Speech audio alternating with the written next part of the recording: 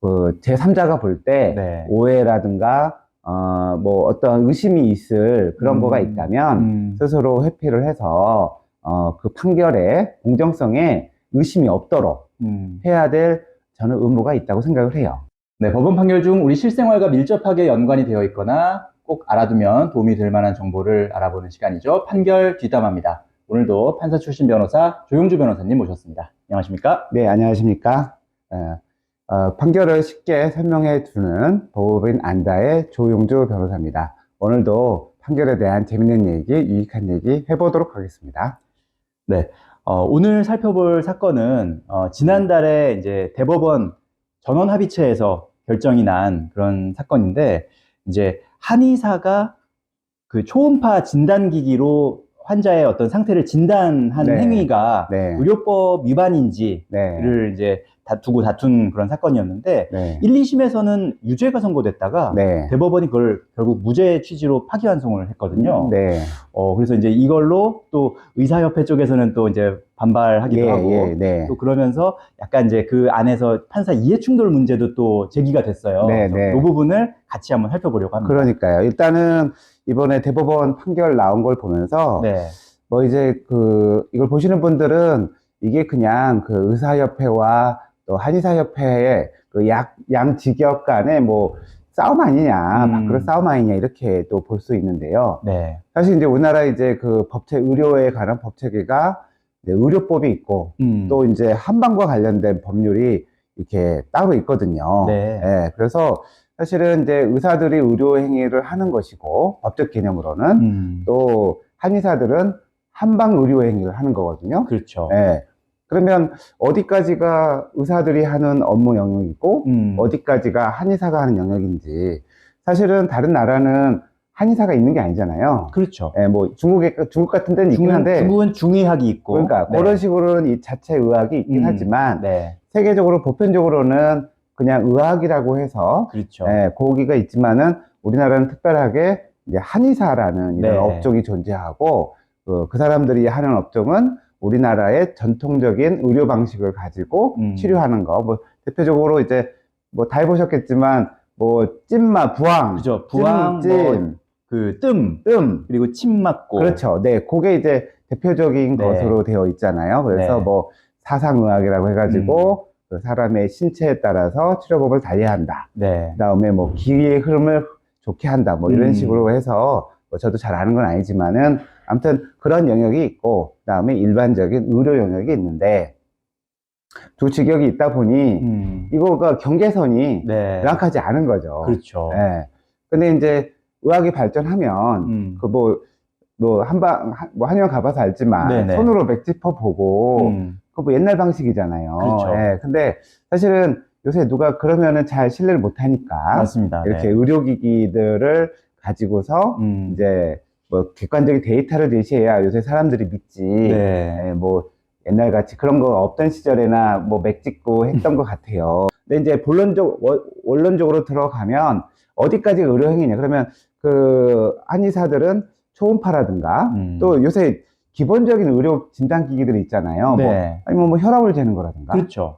그 다음에 뭐 소변 통해서 우리가 요새 분석하잖아요. 예. 피 검사. 이게 어떻게 보면 의학에서 가장 기본적인 검사일 텐데, 네. 이런 거를 뭐 한의사가 해도 되는 건지, 뭐 하나를 허용하면 그 다음은 쉽잖아요. 네. 예. 그래서 아마 의사협회에서는 이거 안 된다.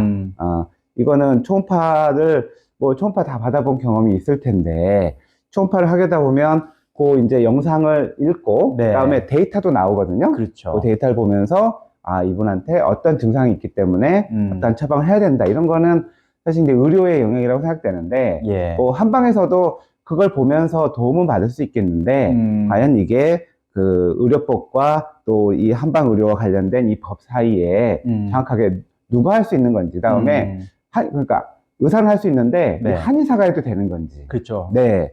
그래서 사실은 뭐 의사협회 말도 일리가 있고 또 한의사협회 말도 일리는 있다고 생각을 해요. 일단 이 진단용 의료기기를 사용한다고 하는 건 예. 그거에 대한 교육이 있어야 되는 거잖아요. 기본적으로. 기본적으로 뭐 모르고 쓸 수 있는 것은 아니고, 그렇죠. 또 그거에 관해서 어떻게 해석을 하고 처방해야 되는지도 배워야 되는데, 네. 뭐 한의학에서는 배우지는 않는 것 같아요. 뭐 혼자 공부할 수도 있는 부분이긴 하겠지만 그래도 기본적인 의료 영역에 속하기 때문에 이거는 교육이 되어야 되는 거고 그쵸. 또 교육이 됐다라는 거를 누가 인증을 해줘야 되는 거고 그걸 통해서 결국 가장 본질은 국민의 건강을 지키고 네. 훼손되지 않도록 하는 게 가장 중요한 건데 그쵸. 과연 이 한의학 교육에서 이 초음파 치료하는 거라든가 또 그거 더 나아가서 여러 가지 진단기기들을 다루는 게 맞냐 이런 여부가 아마 이 대법원 판결에 네. 가장 중요한 관심사였고 판단이었다고 생각하는데 뭐 대법원 판결 읽어보면 해도 된다는 식이에요. 네. 네. 그래서 그렇게 해도 되는 건지는 잘 모르겠어요. 예. 그래서 그냥 제 생각에는 네. 결론을 내려놓고 그에 부합하는 해석을 한 것이 아닌가라는 생각도 들어요. 네. 예. 그리고 뭐 사실은 법원이 이 의료기기 써도 되고 저거는 써도 안 되고 이런 거를 법원이 결정할 일은 아닌 것 같거든요. 그러니까 좀 이런 거는 명확하게 뭐 보건복지부나 네. 뭐 의사협회나 뭐 아무튼 관련 기관이나 단체들이 그거를 명확한 기준을 정해야지 예. 뭐 판사가 뭐 의료를 어떻게 알아요.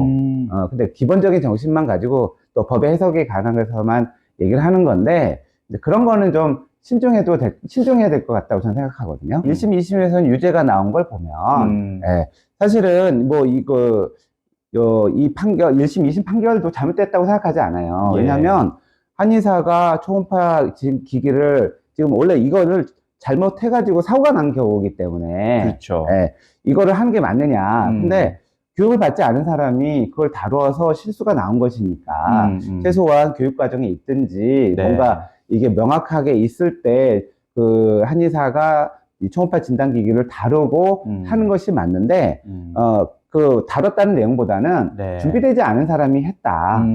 그렇기 때문에 그래서 이제 누군가가 이제 그로 인해서 피해를 입은 사건이라서 네.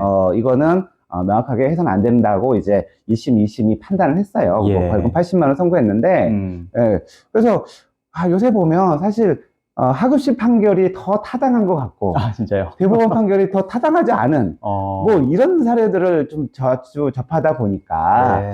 일단 대법원 판결이 뭐 더 진보적으로 판결을 끌고 가는 것도 있긴 하겠지만 뭐 그런 의미에서 해석되는 것이 아니라 오히려 좀 이상한 견해를 가져와서 결론을 뒤집는 네. 뭐 이런 것들을 보다 보니 예. 대법원이 정말 어떤 의도로 이걸 하는 건지 좀 납득이 안 되는 경우들도 요새 좀 종종 있는 것 같아요. 네. 판결 네. 뒷담화 내용을 대법관 분들이 싫어하시겠는데요. 싫어하면 뭐 어쩔 수 없는데요. 뭐 어차피 뭐 대법원 사건이 거의 없기 때문에. 네. 예, 근데 아무튼 뭐 세상이 변하니까 법에 대한 해석도 변해야 되는데 예. 이번 판단은 조금 납득하기 어려운 점이 있는 건 사실인 것 같아요. 그러다 보니까 아마 이제 그 판결의 뒤에 뭔가 있는 거 아니냐라는 네. 또 의심이 나오는 것 같아요. 네, 네. 의사협회에서 바로 반발을 하면서 네. 이제 문제를 제기한 게 여기 이제 전원합의체니까 이제 대법관들이 다 참여했을 들어왔겠죠. 네. 들어왔는데 그 중에 이제 노정희 대법관의 네. 남편이 지금 한의사이기 때문에 네. 빠졌어야 되는 거 아니냐, 회피했었어야 되는 거 아니냐 이렇게 이제 주장을 하고든요. 빠져야죠. 빠지는 게 맞나요? 일단은 부부잖아요. 네네. 어떤 부분인지는 잘 모르겠지만 어쨌든 그러니까 우리가 재판하는 판사나 네. 또 어떤 심판하는 사람의 입장에서 누군가에게 오해를 줄 자리에 있다면 하여튼 내가 공정하게 잘해도 예. 오해를 줄 자리에 있다면 회피하는 게 맞아요. 그러니까 판사가 결정해서 빠지는 걸 회피라고 하는데 그 당사자들이 판사 보고 빠져라는 건 재척이지만 회피라고 그러는데 저라면은 내가 예. 이해관계가 있는 것처럼 보일 여지가 있다. 그러니까 나는 빠지겠다 해서 네. 사실은 빠져야 돼요. 네, 빠지고 여기서 자기가 이거 유죄다라고 얘기를 했다 하더라도 예. 어쨌든 오해받을 수가 있어요. 그러니까 제가 볼 때는 특히나 대법관이나 되는 그 자리에 계시면 네. 하나라도 오해받는 거가 있으면 안 되잖아요. 네. 자기가 잘하더라도. 예. 그래서 저는 그분이 얘기가 결론에 어떤 영향을 줬는지 안 줬는지는 모르겠지만 그 제3자가 볼 때 네. 오해라든가 뭐 어떤 의심이 있을 그런 거가 있다면 스스로 회피를 해서 그 판결의 공정성에 의심이 없도록 해야 될 저는 의무가 있다고 생각을 해요. 그게 관련 규정이 있죠. 어떤 경우에는 네. 회피를 해야 된다. 네. 그러니까 네. 그러니까 재판에 영향을 줄 우려, 그러니까 영향을 줄 이런, 우려. 예, 그런 건데, 결국 그거는 포괄적이에요. 아, 예, 그렇군요. 이렇게 의심을 살 수 있는 경우는 회피할 수 있는 거죠. 할 수도 있고 안 할 수도 있는 문제이긴 하지만 어차피 그 안에서 재판관들이 토의를 하기 때문에 뭐 한마디 할 거 아니에요. 그렇죠. 그리고 아무래도 팔은 안으로 굽잖아요. 사실 대법원이 정하는 그런 것들이 사회에 영향을 많이 줘요. 예, 이런 것만 해도 벌써 초음파를 사용하는 게 벌써 한의사한테 열려버린 거잖아요. 그렇죠. 이걸로 인해서 최근에 또 이제 후속 기사가 어떤 게 났냐면 네. 이제 이런 초음파 기기 만드는 업체들이 네. 최근에 이제 그런 판매가 늘었다. 네. 이런 게 나오더라고요. 그러니까 한의사들이 이제 이거 써도 되네? 한의사가 그러니까. 몇만 명 됐거든요. 그러니까요. 그럼 그동안 안 써오다가 이제 써도 되네 하니까 이제 그럼요. 뭐 구매 계약을 한다든지 상담을 한다든지. 아니 일단은 다 사죠. 네. 딴 데는 다 있는데 왜 없냐 이렇게 할 거 아니에요. 이제 법이 풀렸는데. 그렇죠. 이제 그렇게 되면 이제 소변 검사도 혈액 검사도 하고 그다음에 뭐 혈압 검사 다 할 것 같은데요, 이제. 예, 그러니까요. 뭐 해도 되고 하지 말라는 말은 법에 없으니까 지금 대법원 판결이 나면 네. 다 해도 되잖아요. 예. 그러니까 어떻게 보면 더 분쟁을 많이 일으키는 그런 판결이 되는 거 아닌가라는 생각이 좀 드네요. 그렇게 이게 이제 뭐 단순히 의혹 제기뿐만 아니라 아예 또 공수처의 고발도 지금 네. 했거든요. 그럼 법적으로 처벌할 수 있나요? 뭐 고발은 입증이 될까요? 네, 아마 그거는 좀 법적인 처벌은 정치적인 거라든가 아무튼 보여주는 것일 거라고 생각하는데 그렇게 이제 고발 당하는 것 자체가 네. 대법관한테는 명예가 떨어지는 거예요. 명예가 추락하는 거죠. 그럴 일이 없도록 미리 했었어야죠. 네. 대법관이라면. 네. 그런 부분이 좀 아쉬운. 네, 그런 거는 저는 그렇게 생각합니다. 네, 그렇군요. 오늘 요번 이슈에 대해서 최종적으로 결론을 좀 정리를 해주시죠. 네. 뭐 의료 행위에 대한 판단이 좀 애매해요. 애매한데요. 이거에 대한 뭐 판단을 사법부에 맡기는 건 저는 옳지 않다고 생각해요. 네, 이렇게 해서 한의사나 뭐 의사가 할 수 있는 영역에 대해서는 사회적 합의나 또 정부가 개입을 해서 명확히 정해주는 게 옳다고 생각하고요. 이런 문제가 법원까지 와서 뭐 어떤 기계는 뭐 써도 되고 안 써도 되고 하는 것까지 법원이 판단할 것은 아니라고 생각합니다. 네.